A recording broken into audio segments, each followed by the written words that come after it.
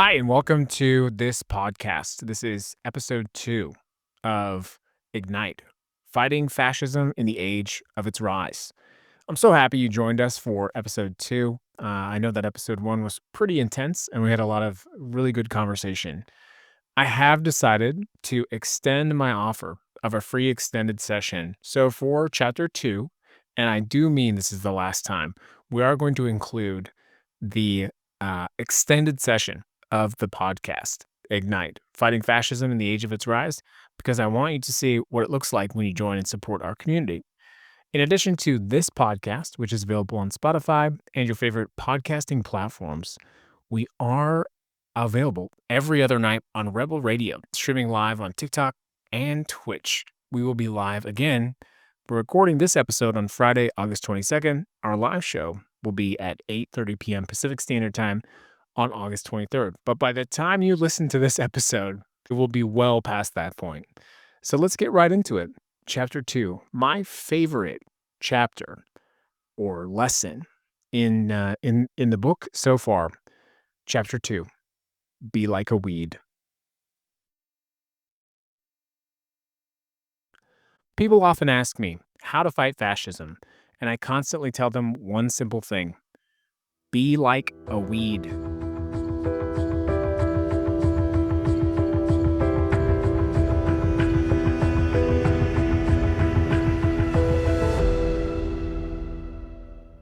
The resistance to fascism in America is growing like a weed, the roots of which are impossible to see, but the strength, tenacity, resistance, and resilience of which are beginning to actually foment and show. It is indeed the weed which we should model our resistance after: tenacity and the ability to withstand harsh conditions. When I tell people to be like a weed, I see confusion flash across their faces. They expect me to tell them about grand strategies, massive protests, or elaborate political campaigns. What they want is a blueprint for revolution that looks like a movie. It's got to be dramatic, coordinated, led by charismatic figures with clear plans. But, my friends, that is not how resistance works. That's not how we're going to save democracy. Real resistance is messy, very messy. It's organic, and it spreads in the ways that powerful people can't control or even really understand. And it grows from the smallest cracks in their concrete certainty, where nothing else will even try to take root. So let's talk about my favorite example of this: the dandelion. Let's think about the dandelion for just a moment. The authoritarian will try to suppress and bury the weed. But the thing about burying a weed, it just makes it stronger. Dozens or hundreds more will return even more resilient than before it was buried. And while the authoritarian, the fascist, wants to create this picture perfect green lawn of everything being fine, the dandelions of resistance pop up here and there and there and there. You know, some weeds have medicinal purposes, like healing fragile remnants of democracy. Many of weeds that you know have bright colors that catch your eye or they inspire others, and a lot of them have jagged edges that make them very difficult to handle without care. But all of them, all of the weeds, all of us, share one crucial characteristic: they grow where they are not supposed to, in conditions that would kill much more delicate plants.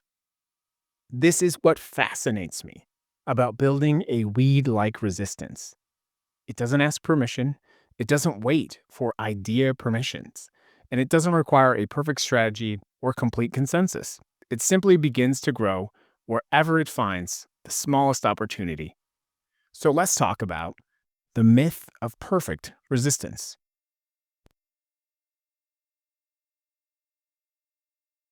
Too many people are waiting for the perfect moment, the perfect plan, the perfect leader to emerge. They're paralyzed by the enormity of what we're facing: the rise of Christian nationalist authoritarianism, the erosion of democratic institutions, and the increasing boldness of this fascist movement in our country. They think, I think rightly so, that resistance has to be just as big and just as organized as the threat itself. But that, my friends, is exactly backwards. That is thinking like the system we're trying to resist: hierarchical, centralized, dependent on grand gestures, parades, and massive coordination. That is thinking like the carefully manicured lawn, instead of thinking like the weed. Weeds do not need perfect soil. They don't need ideal weather. They don't need someone to plant them in neat little rows with proper spacing. They just need one little crack, the tiniest opening, and they begin to grow. They adapt to whatever conditions they find, and they spread through underground networks that are impossible for those trying to control the surface. So let us find your crack in the concrete.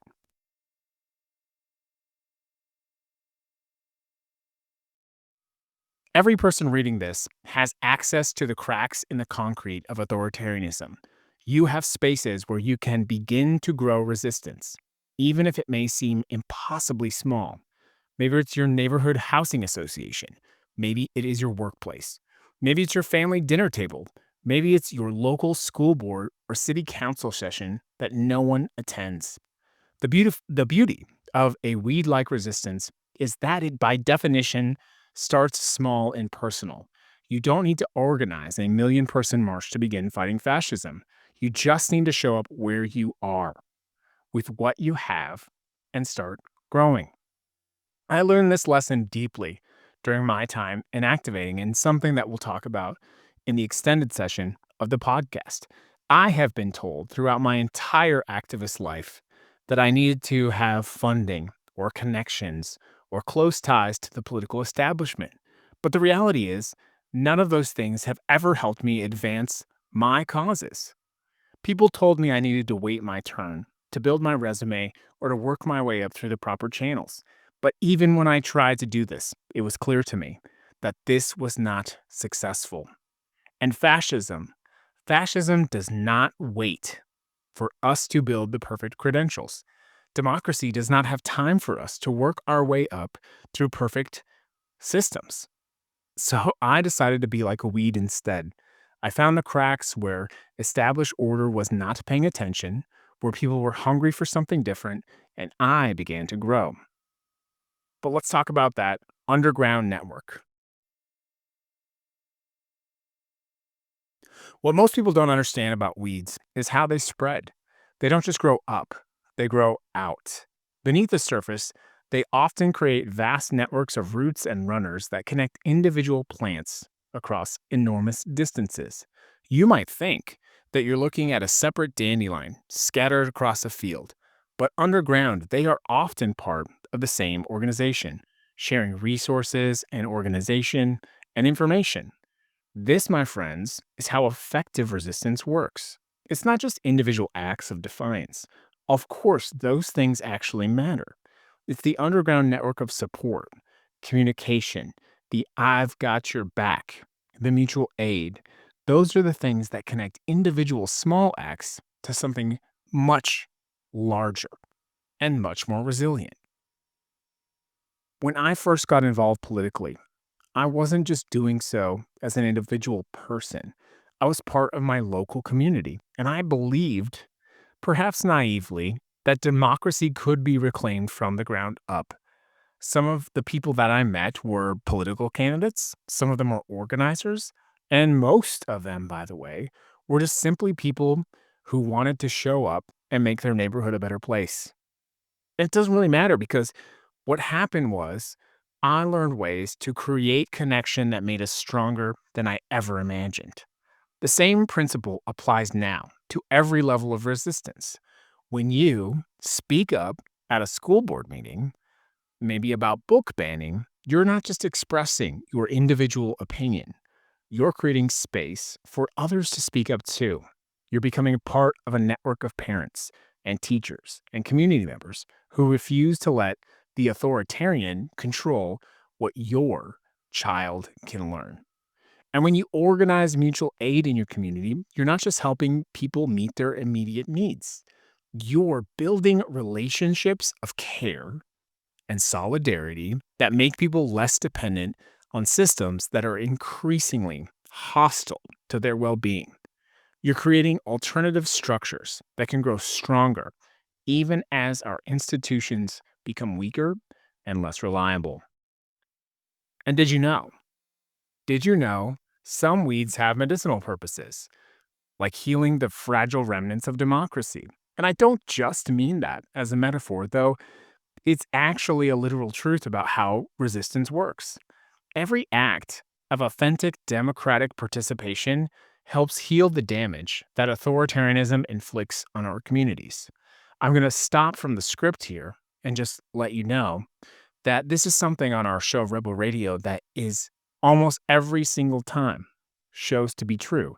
Someone will come on the show, they'll talk about a local problem that they're having, we'll challenge them on what specifically to do in their local community, and then they will then come back a week later or a month later or 2 months later and they'll say, "I did a thing.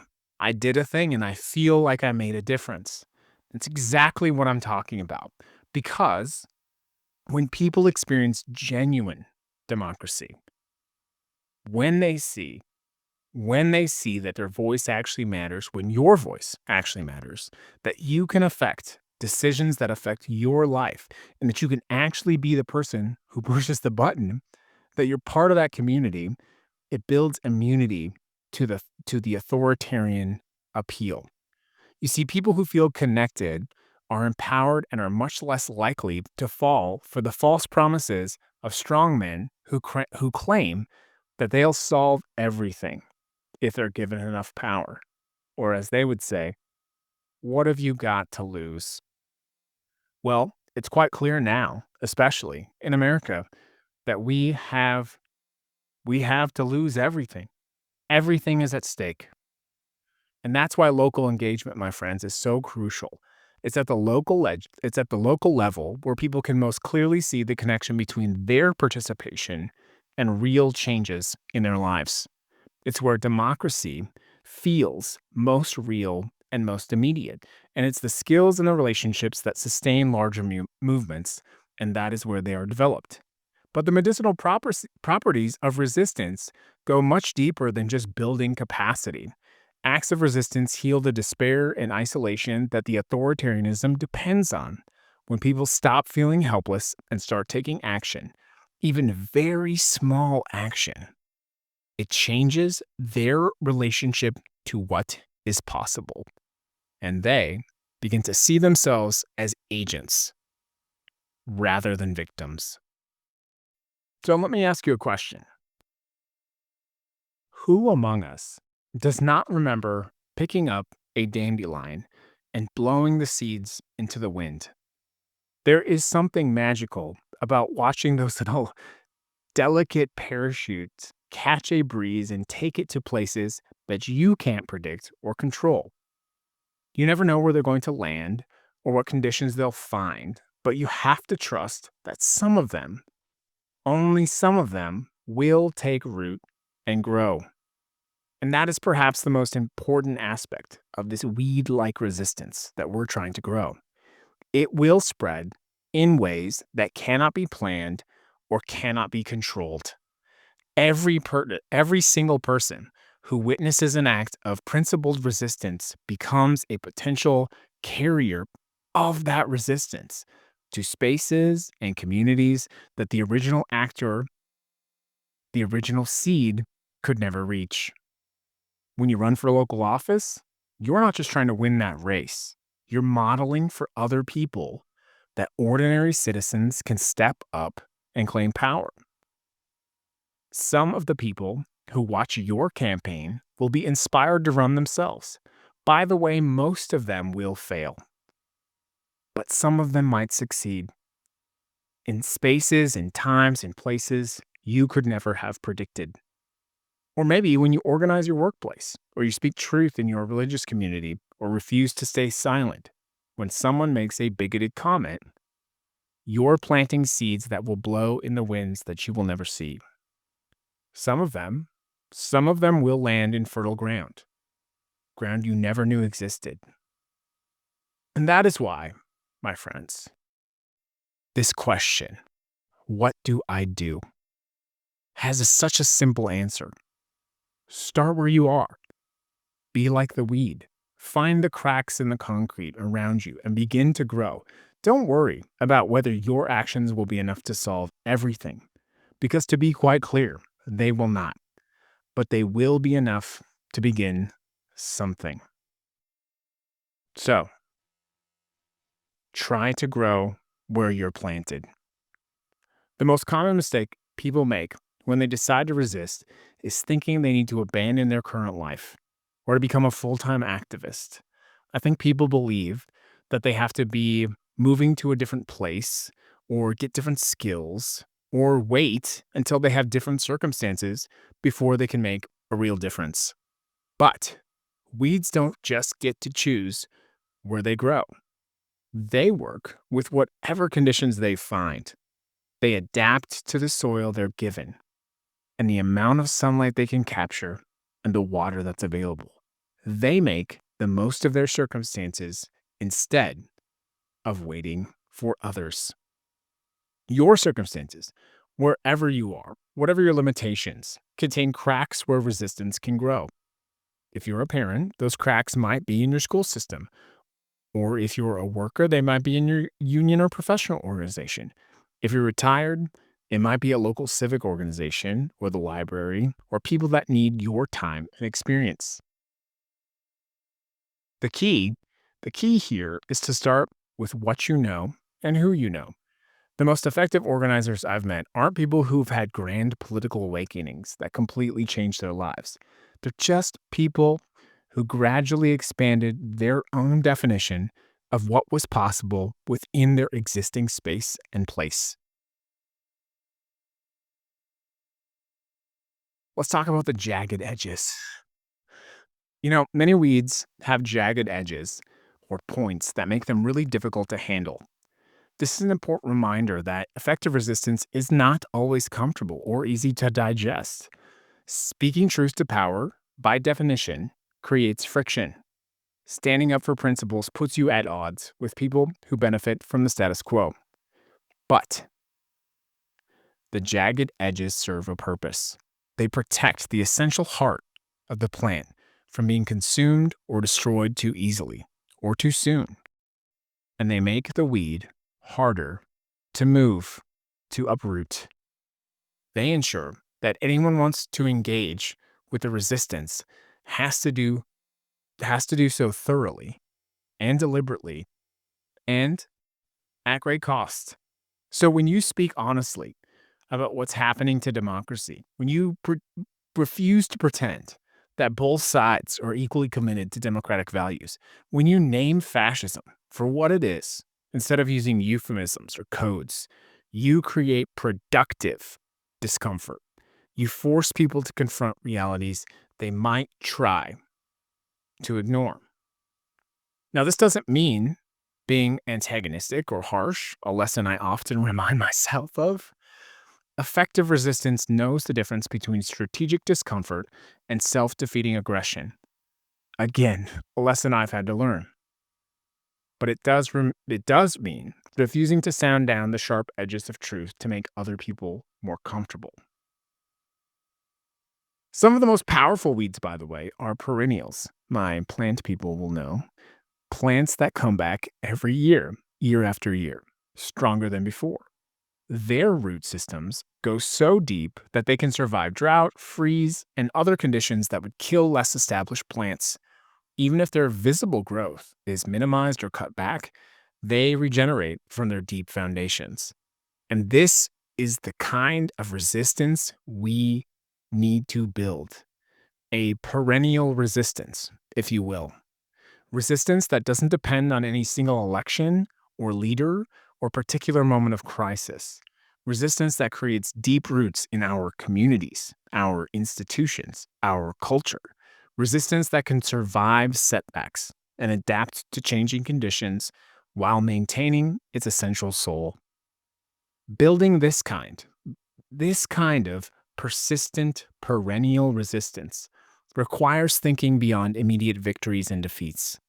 It means creating organizations and relationships that can last. It means developing skills and strategies that can be passed on to new generations of resistors. It means embedding democratic values so deeply in our communities that they become part of the cultural soil. And the metaphor of the weed is powerful because it transforms our relationship to difficult conditions.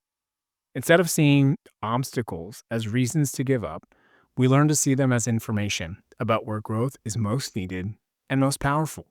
Instead of waiting for someone else to create perfect conditions for our resistance, we begin to work on whatever cracks we can find.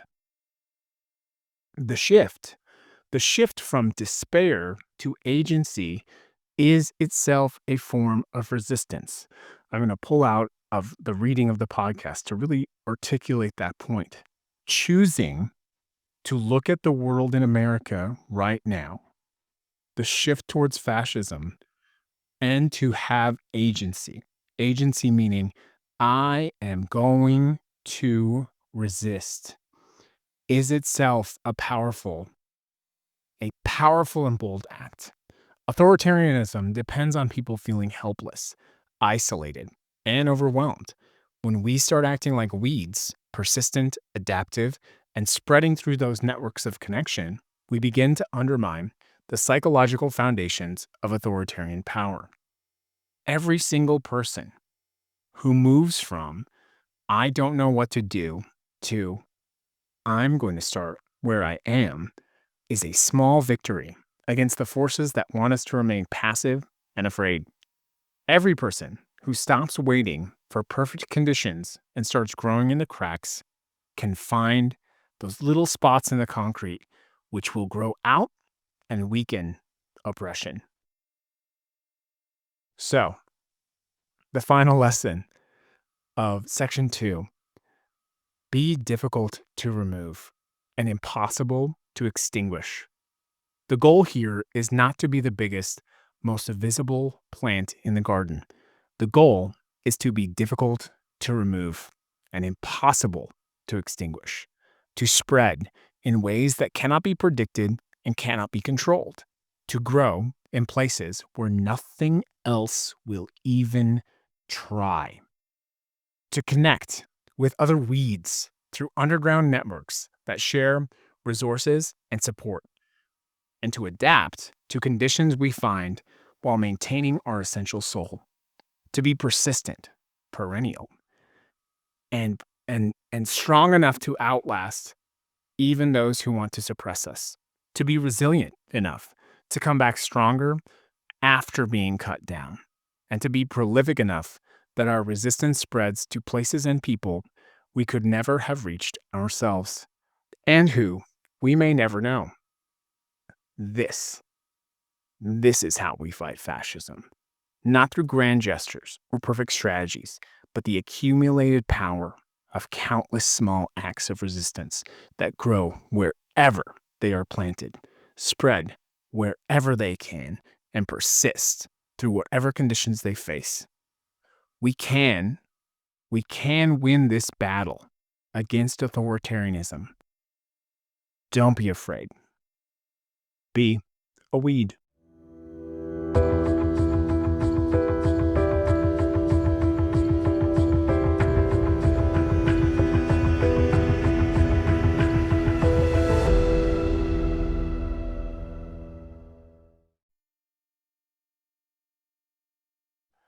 Hi, and welcome to the extended session of Lesson 2 in Ignite: Fighting Fascism in the Age of Its Rise.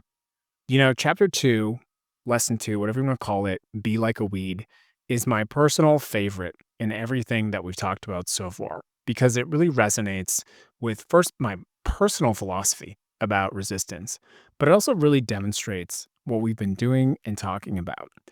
The concept of be like a weed actually formed quite literally like planting a seed which eventually grew. We had been talking about our messaging as a group on our live TikTok show, Rebel Radio, and quite by accident, one night, we were talking about how we wanted to brand that, how we wanted to style that, and the concept of be like a weed quite literally emerged. It grew from the ground as something that we discussed in the show. And so it became a core philosophy of how we approach and look at resistance as a group. It literally grew from the work that we had put in for months and months and months. And it made so much sense to us because of how we felt. In America right now, if you resist fascism, I think you probably do feel like the weed in the garden. I know I do. I see a lot of powerful people, a lot of people with access who are trying to be the roses in the rose garden, to simply stand in the background, praise the authoritarian, hope you get the water and the sunlight, if it's your turn. And that's what I see a lot of people doing right now. And every time when I meet someone who wants to resist what's happening, they really do feel more like a weed in the garden than they feel like a perfectly manicured rose. But the thing about the lessons of being a weed is how much stronger you actually are. So let's get into it. During the live session of recording episode 2, and for the record, we had to actually record episode 2 twice due to me forgetting to plug in my microphone. But that's okay. We learn, we adapt, and we grow, just like the weed. In the first live session, one of our community members talked about this exact topic. How can I be a weed if I've had to deal with a significant amount of trauma?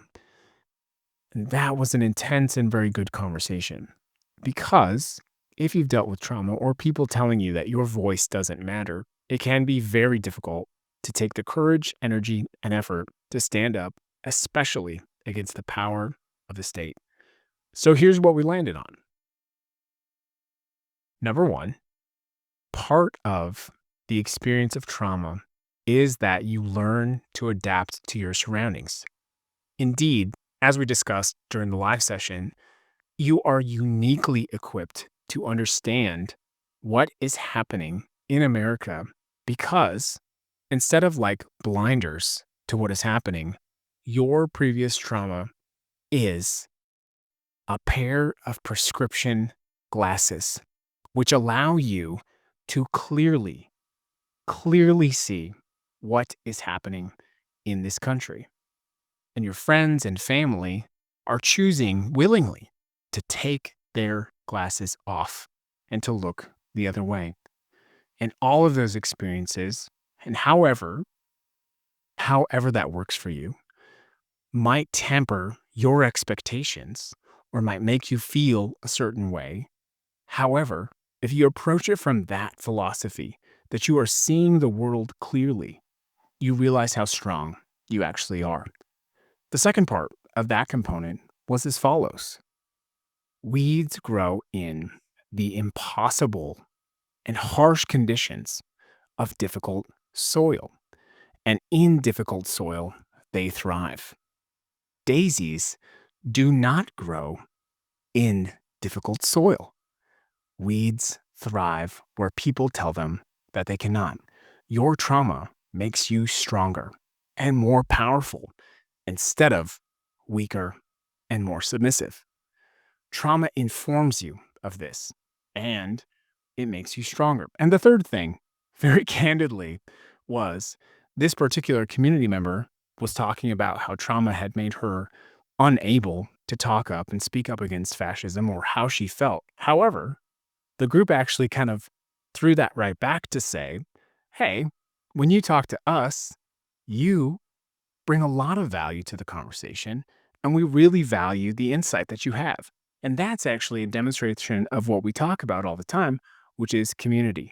Someone being vulnerable, talking about their concern, what they perceived as a weakness, and having the community surround her with energy, effort, and love to prove that she was actually quite strong.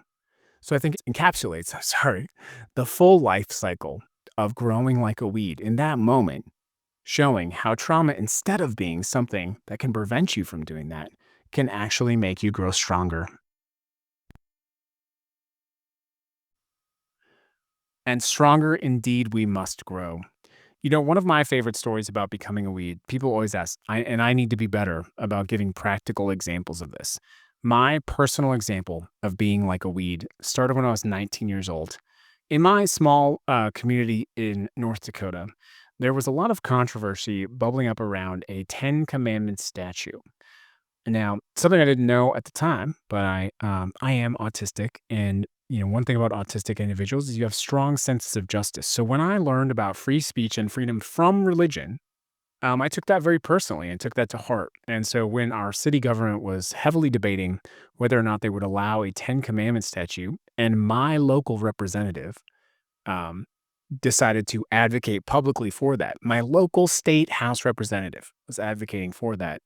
I decided that I would not tolerate that. And it's not the idea because it's nothing to do about my religious beliefs. It has to do simply with the fact that I believe at my core the principles of this country, which are separation of church and state. And having church material of any kind on state property is a fundamental violation of that. And I learned about that in elementary school, in middle school, and high school. And whether or not whether or not most people choose to believe in that, I believe in that with my soul. And so one of my first and probably most essential core memories of being like a weed was as a 19-year-old writing a very strongly worded letter to the editor in my local community, specifically challenging my local representative, a 19-year-old challenging a powerful local House representative. And whether it was the time or whether it was intentional controversy, the local newspaper chose to prominently feature my letter to the editor against that against that particular representative. And man, when I tell you, I felt like a weed. Absolutely, I felt like a weed.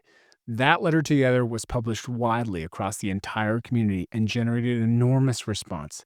I got so many emails from people. But the thing is, as many of those emails were challenging, somewhat rude, or even threatening, so many of them were just my individual local community members of all ages, shapes, sizes, and places saying, I'm really proud of you.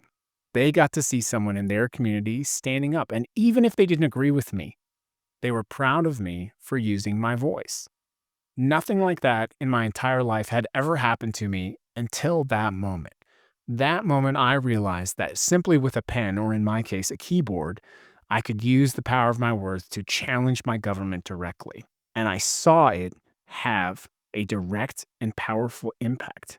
We talk about hyperlocal on Rebel Radio all the time. But when I tell you that my local representative challenging me directly and me challenging him back publicly had an effect, it certainly did. But what I haven't told people is he was actually the father of one of my very best friends in high school. So when we talk about hyperlocal, that is exactly what I'm talking about. The courage to have those kind of conversations out in public for the betterment of your community, even when it hurts a little bit. And it did hurt a little bit. That caused an enormous amount of friction with my family. And I grew up in a very conservative part of the country.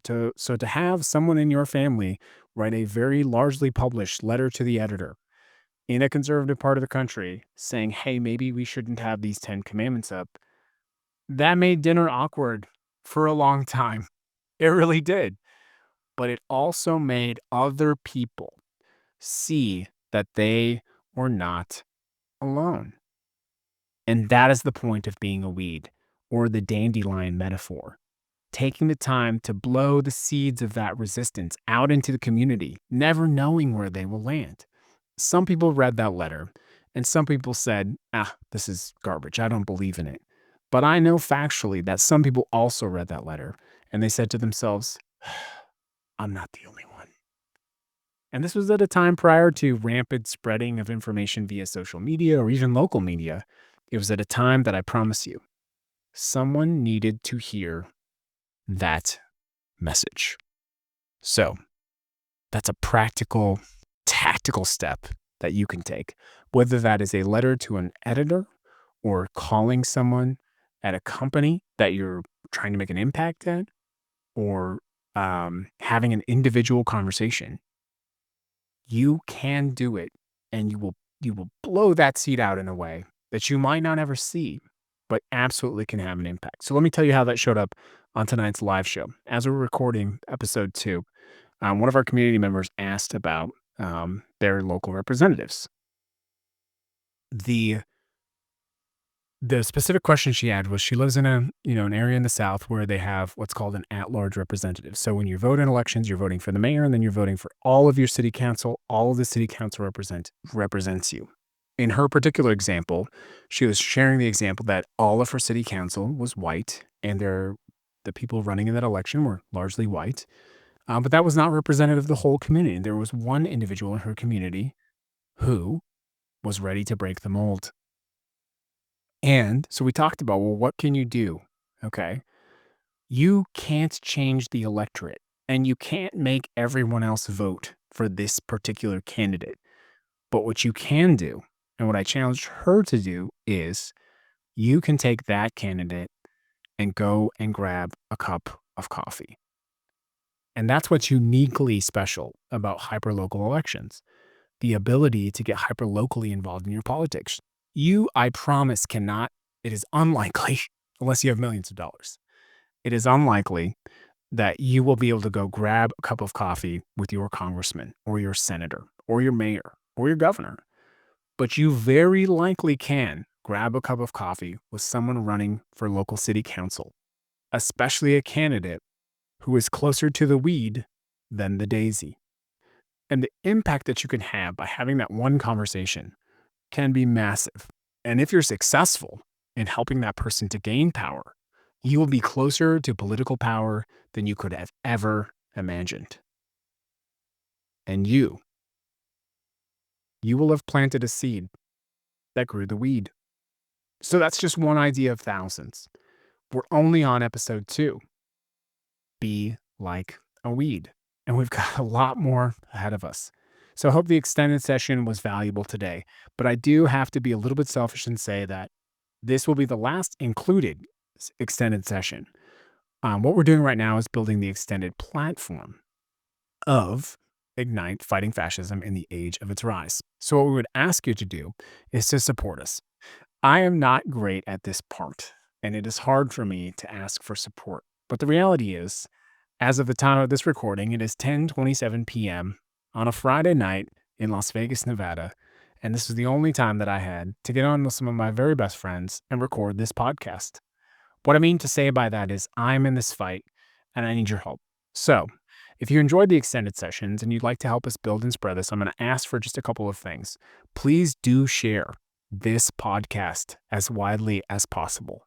I will always make the core content of this podcast and the written material available for free, specifically because I know it's going to work. The second part of that is, if you believe and you can support us, please follow and connect with us on Patreon, where you will have access to these extended sessions as part of your contribution. And you will also have access to the full recordings of our bi-nightly show, Rebel Radio. It's just one of the many benefits. But the reality is, I appreciate whether you can afford to be part of the extended group or whether you're listening to the included sessions. You're here not because you are a carefully manicured rose in the White House rose garden, may it rest in peace, but because you are a rebellious weed choosing to grow where everyone tells you that you cannot go. So join us back again for the next session, the next lesson of Ignite, Fighting Fascism in the Age of Its Rise. We can do this. We can do this, but we need you to show up. We'll see you on lesson 3.